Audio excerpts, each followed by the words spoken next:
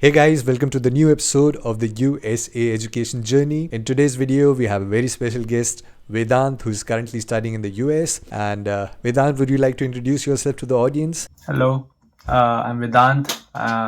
I'm studying in University of Washington for my master's in information management, and it's I'm in Seattle. And today, I think we are going to talk about what are the regular Correct. living Today we are expenses. gonna break it down. Like, what's the Yeah. cost of an Indian who is studying in the Mhm. US? Like, the breakdown, what all cost comes. So we are gonna discuss today. I think let's start. So Vedant, my first question to you would be, currently, like as you're studying, so where are you staying? Are you staying in the campus or are you staying off campus?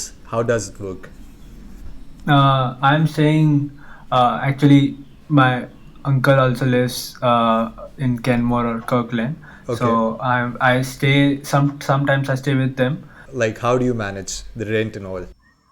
Uh, I wouldn't say too expensive. That is very subjective as of like how you manage your financials. But it's about in Seattle the rent is quite high, Okay. but it is manageable by if you get a part-time job on campus, obviously, as it is illegal for first year doing any off-campus jobs.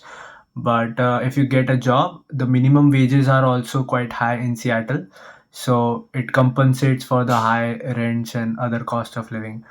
If I say about a one bedroom room, maybe a one bedroom apartment, it would maybe cost you about $1,000 to $1,500 Okay. per month. Yeah, and it is variable because in many cases you won't be living alone. Right. You might be living with some roommates or flatmates. So, That's a so if it's minimum. around somewhere around $1,000, so it comes to around 80,000 to around 85,000 in Indian currency rupees, Yeah, right? quite. Yes. So, would you like to break it down for the audience? Like, does your rent include electricity, water, internet, or No. That's the base rent I'm talking about. okay, You would also include a renter's insurance. That's not a very big investment, but yeah, at renter's insurance, the electricity bill is different. The utilities bill is different. Utility counts for the water, sewage, garbage. These are all different, separate charges from the base rent, right? and utilities would subjective it is also, but it would around cost you $50 to $100. Correct. The electricity bill would cost you about $50 to $100. Correct. So So, like in India, how we have that, if you're getting a new place to stay on rent, so there's a deposit that mhm. you have to pay, plus there is Yeah. brokerage fees that you have to pay to the broker. So, is it the same thing there, or Yeah, mostly it is the same. It depends on the property manager or the landlord. But the standard is that you have to give a security deposit of equivalent of 1 month's rent, okay, and first month and last month's rent for the lease of a whole year or something like that. right? For students, you have to pay quite a lot of security deposit or something many times, because they don't have any especially international students, because they don't have any credit history or something like that here. So they take the security deposits pretty seriously for them. Makes sense. Makes sense. Yeah. So, let's come to fooding and the food you eat. So, like, how do you Mhm. manage that? Do you get groceries? Do you cook at home or do you eat out? What's like the Mhm. bare minimum expense that you have, like on monthly Uh-huh. basis? Because everyone Uh-huh. who is trying to visit and study there, fooding is the Mhm. most important aspect. So, how do you manage that? It's actually it for me it's very different, because in University of Washington we get a university pantry, Okay.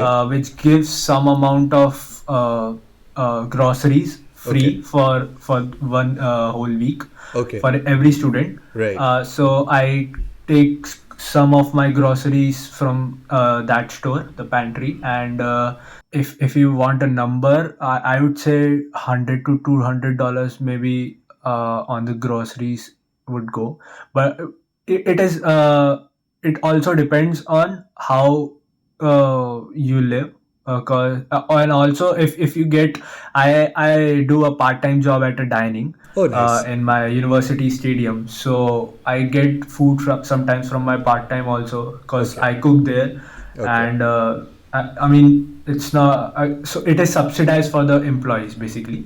Okay. So for a food there, if it costs $40 to $50, I Right. get it for $10 because I am an employee there. And Yeah, plus, I because believe going out for restaurants and all is pretty expensive deal for a student. yeah, as a student, you wouldn't go any fine dine restaurants at all. I don't Right. think so, because Right. they are very expensive. So, audience, the And best option I believe is to cook at home till cook at home. till you get a Exactly. job that pays decent money to go out and eat and Yeah, stuff. and students actually don't get enough time also. So I personally meal prep my food for the whole week. I Oh, mean, that's nice.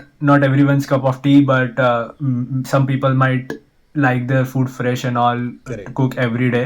Correct. But in most cases, you don't get that amount of time in your masters.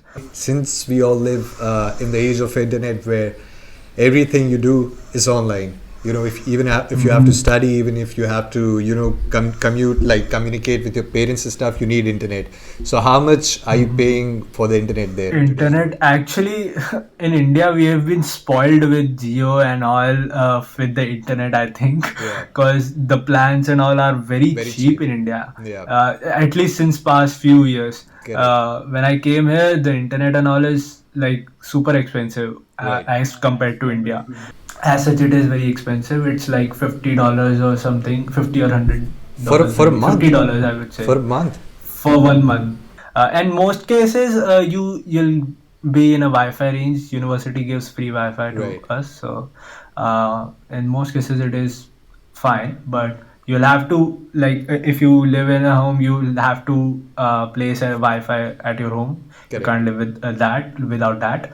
Correct. And then you'll have to have a different phone service.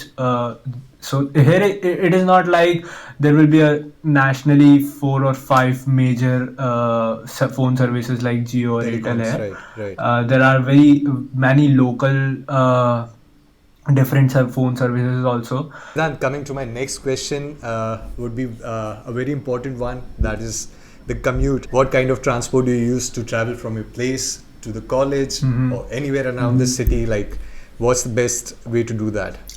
Since you cannot get a car or something Yeah. at this moment of At time. this point, I don't think I'll get a car or anything. But yeah, in whole America, I think there's a very good culture of walking. Like, you'll have to walk a lot and all. But if I'm talking about public transport, I have been very fortunate. I don't know about other universities, but University of Washington has given us a U pass, which is a free pass for public transport. So whether it is Link, which is kind of a metro here, whether it is that or any buses, monorails or anything, any public transport, most of the public transport, I'd say, are free for university students. So how do you manage that? Do you got health insurance for yourself, or how Yeah, does it work? I have an health insurance, a health insurance of university only. It's called iShip or something. Uh, Now it's also very subjective of university to university, but like some universities allow you to take any insurance you want, but some universities mandate you to take their own health insurance. So while my registering for courses, I had to take the iShift, which is University of Washington's health insurance, and it was mandatory. I couldn't take any other health insurance. I mean, maybe with that I can take another, but I had to take this one.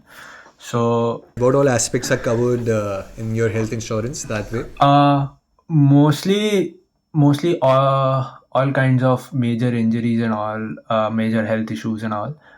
In fact, it is a very elaborated health insurance actually. It also covers my like eye or dental coverage, and daily checkups and all, somewhat like a specific number of checkups in one quarter or something like that. And it is quite expensive though, but it was mandatory. So if you want a number, it's like $400 to $500 for a quarter. So it's like $100 to $2,000 for a year. So that is somewhere around $100 for a month, right? Yes. Close to that. Yes. Yeah. In the end, would you like to tell audience about something that they should keep in mind before coming, or any important aspect that I'm missing? Get a part-time on-campus job.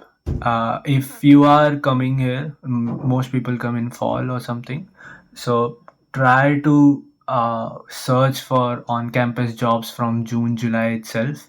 And there are plenty of jobs. Mostly there are like some people get reader graders or assistantships and all, but it is a competitive thing.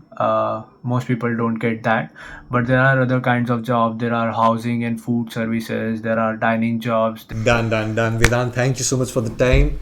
And I believe I'm going to see you in another video. And guys, in this video, if you want to ask any specific questions, please let us know in the comment section. Whatever specific things you guys need, Vedant is definitely there to help us, guys. And till that time, take care and peace out.